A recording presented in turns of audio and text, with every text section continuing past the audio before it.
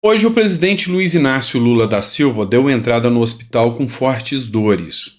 E muitas pessoas pediram para que eu comentasse o estado de saúde de Lula e como está a situação. A gente vai estar aqui para poder explicar um pouco mais para vocês. A gente também vai fazer aqui uma análise da fala do Ciro Nogueira em relação à manifestação do ministro do Trabalho do governo Lula, que deixou inclusive empresários aí muito preocupados e outras pessoas do mercado também. Nós vamos discutir um pouco mais sobre tudo isso que está acontecendo aqui nesse editorial. Então seja muito bem-vindo, é sempre um prazer estar aqui com você, que o seu domingo esteja sendo muito e muito abençoado. Bora começar? Só não esquece, é necessário dar o like, curtir, compartilhar para poder ajudar o canal a ter um engajamento melhor. Então se você puder dar essa força para a gente, eu te agradeço e agradeço muito. Então, se puder ajudar, e se não for inscrito também, inscreva-se no canal. Assim você ajuda bastante o canal. Enfim, foi veiculado hoje de manhã várias notícias sobre o tratamento do presidente Lula. Nossa primeira matéria vai ser sobre o tratamento que Lula fez hoje no hospital e a questão de saúde do presidente Lula. Matéria que eu vou tratar com vocês foi publicada no Globo, no G1. Essa é a fonte da matéria. Lula faz tratamento no quadril em hospital de São Paulo. O presidente foi ao hospital sírio-libanês na manhã deste domingo, dia 23. Lula cumpre agenda em São Bernardo do Campo. O presidente Luiz Inácio Lula da Silva esteve no hospital sírio-libanês em São Paulo, hoje, domingo, dia 23, para avaliação médica. Segundo apurou a TV Globo, na assessoria do hospital, o presidente fez apenas uma pequena infiltração pelo incômodo no quadril. Não fez nenhum exame e segue com a agenda prevista para hoje. Lula cumpre hoje uma agenda em São Paulo, em São Bernardo do Campo, lá em ABC, onde ele vai participar de um almoço hoje. Já deve estar participando do almoço, já passou, né?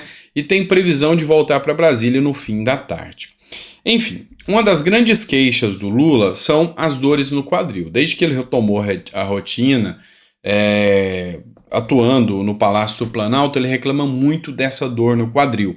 Inclusive, médicos falaram que obrigatoriamente ele vai ter que passar por uma cirurgia, mas que essa cirurgia não é uma cirurgia que tem que ser feita com urgência e que ela pode esperar. Então, essa cirurgia vai ser encaminhada para depois. O que eu posso dizer? Eu posso só declarar que eu desejo melhoras para o presidente Lula, saúde a ele, assim como eu desejo para qualquer cidadão brasileiro, e reitero, essa ida do Lula ao sírio-libanês me faz recordar um projeto de lei que havia sido até encaminhado para o Congresso Nacional. Os políticos, eles deveriam ser tratados pelo SUS, todos, sem exceção, porque eles são responsáveis por analisar, por cuidar, por destinar os recursos para a saúde brasileira.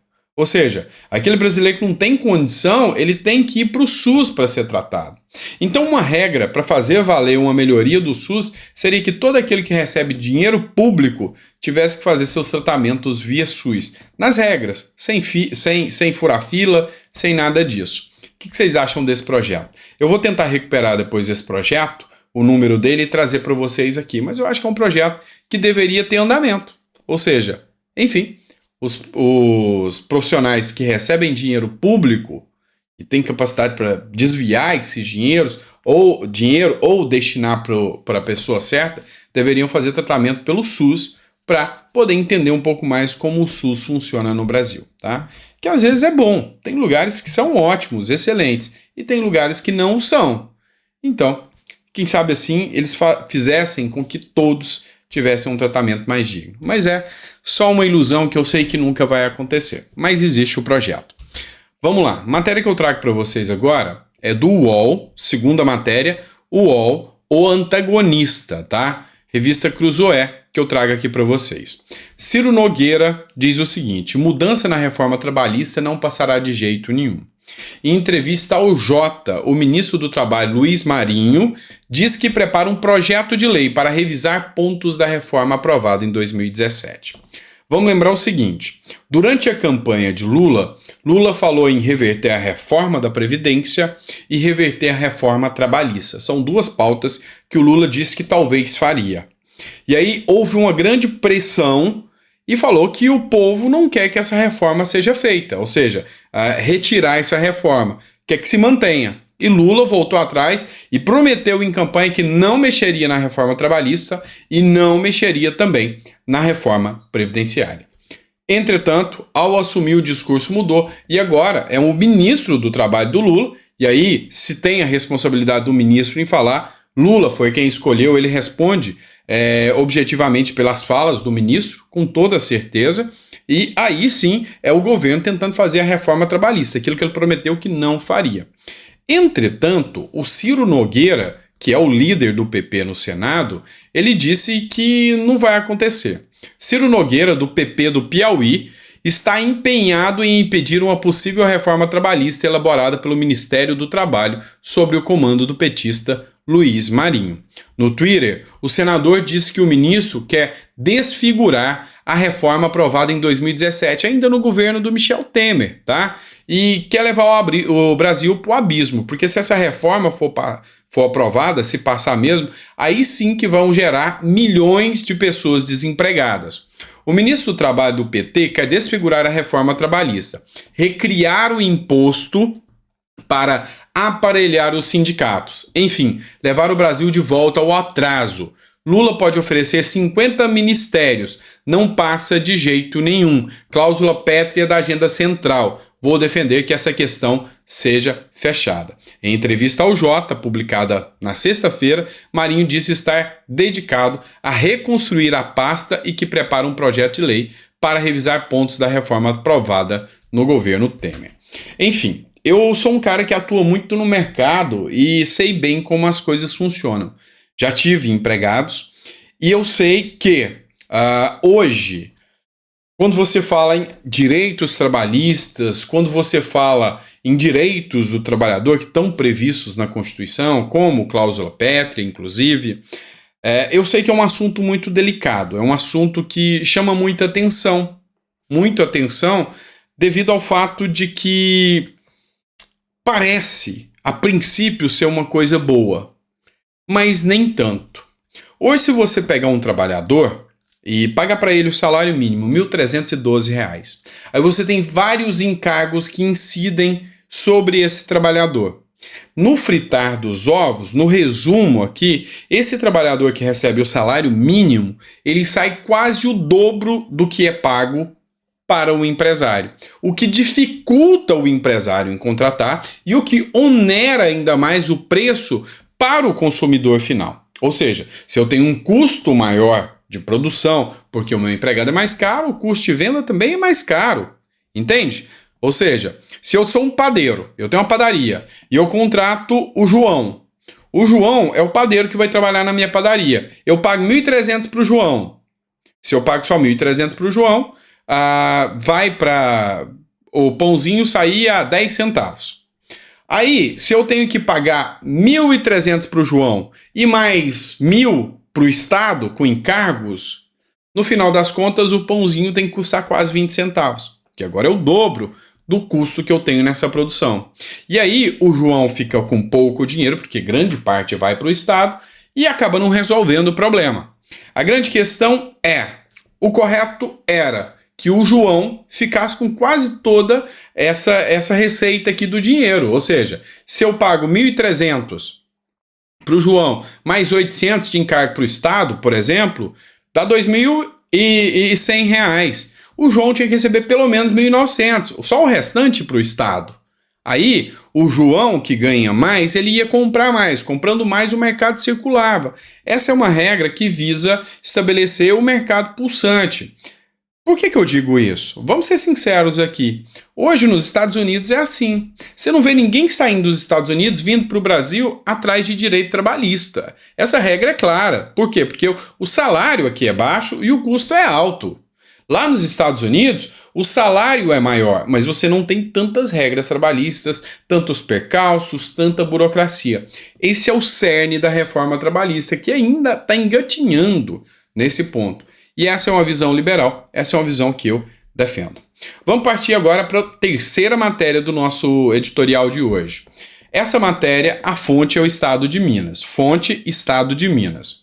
Indenização de R$100 mil. A advogada que ofendeu nordestinos é denunciada mais uma vez por xenofobia. A deputada Flávia Aparecida Rodrigues Moraes, ex-presidente da comissão da OAB Mulher de Uberlândia, foi novamente denunciada, dessa vez pelo Ministério Público de Minas Gerais, que considerou xenofóbica a fala da advogada sobre a região nordeste do Brasil após eleições de 2022. A denúncia por racismo ainda pede indenização de 100 mil por danos morais. A advogada ainda não foi formalmente notificada, ou seja, citada. O que eu tenho para dizer para vocês sobre essa questão da fala contra os nordestinos? O povo nordestino é um povo maravilhoso. Eu tenho um respeito e um carinho inimensurável pelo povo nordestino. O povo nordestino recebeu bem o meu irmão em Natal, no Rio Grande do Norte. Eu tenho um grande amigo, o jornalista Milton Dantunes, que é da Paraíba, João Pessoa. Eu tenho um amigo que é do Ceará, Marcos Noronha. Enfim, são pessoas incríveis, maravilhosas. E o respeito, ele cabe em qualquer lugar.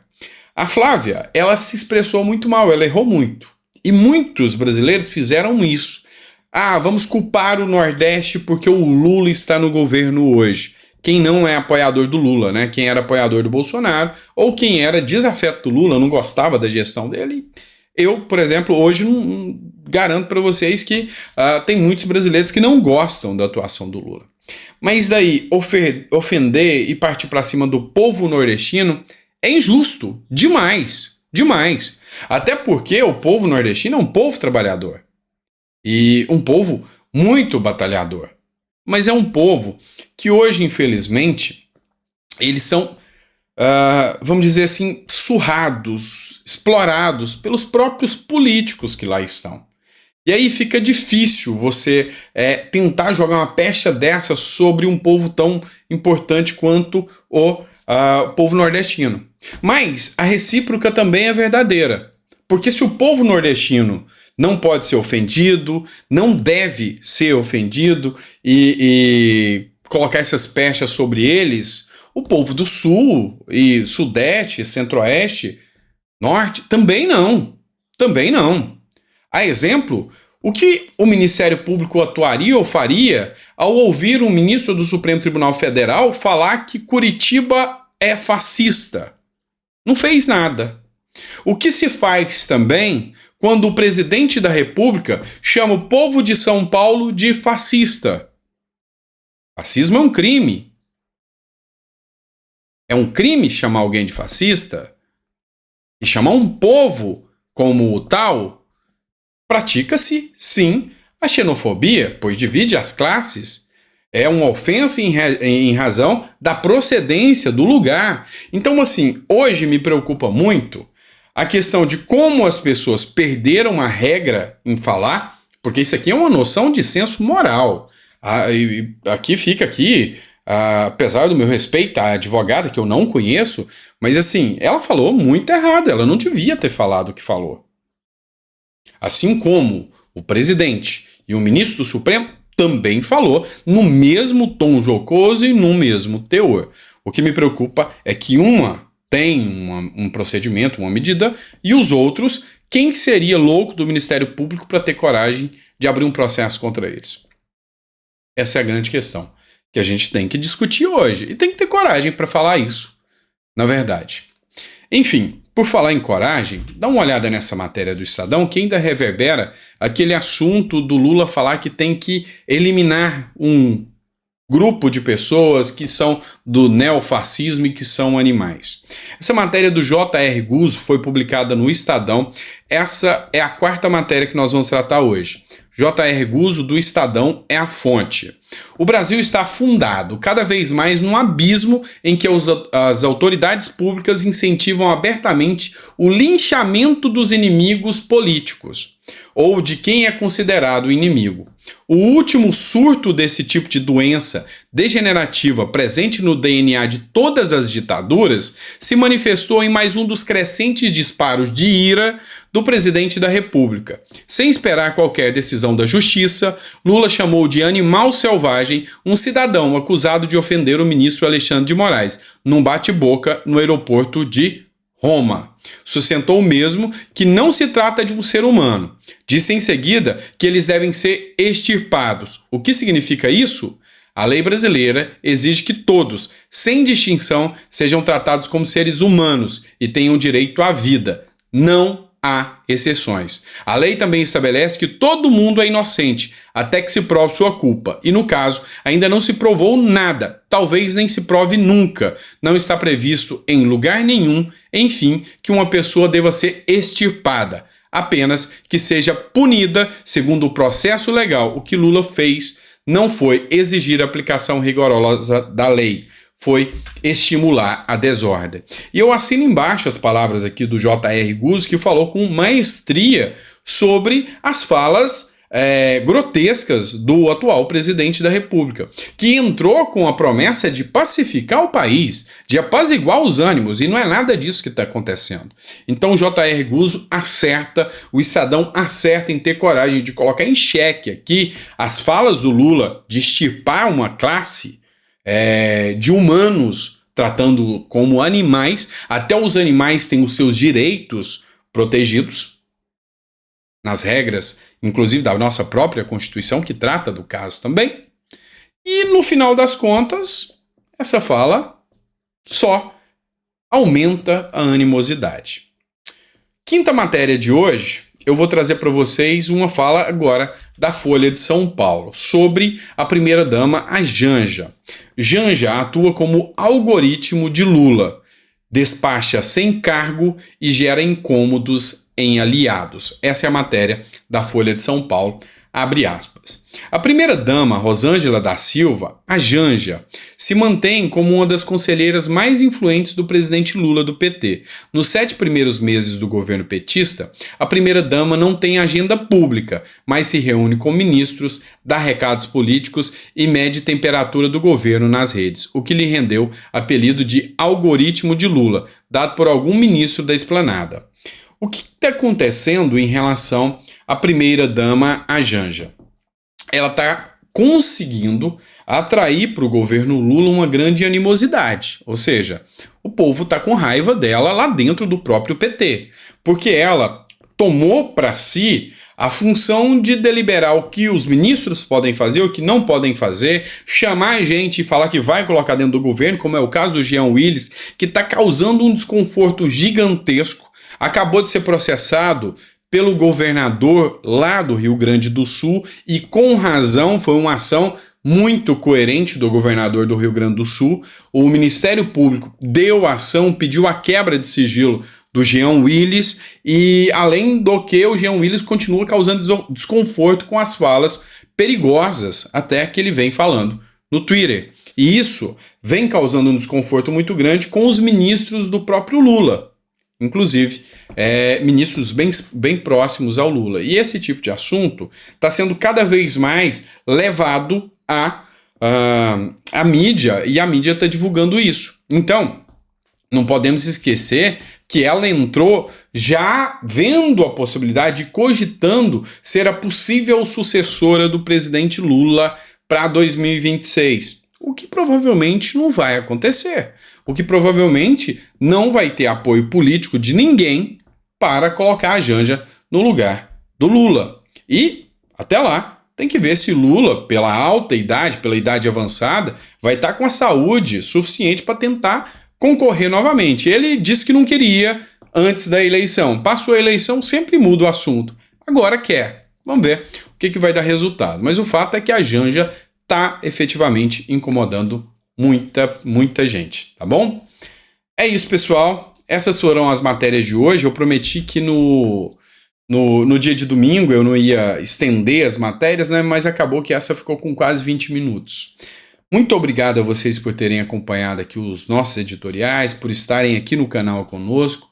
É sempre um prazer estar com vocês, é sempre um prazer receber vocês aqui e eu fico lisonjeado de saber que vocês me recebem na casa de vocês para a gente poder discutir esses assuntos que são tão delicados da política, esses assuntos que efetivamente causam, sabe, até um certo temor na gente, porque a gente não sabe o dia de amanhã e a gente vê uma escalada perigosa chegando, arriscando a nossa democracia. Ou seja, aquele direito de você poder questionar, aquele direito de você reclamar do que você não acha que está certo.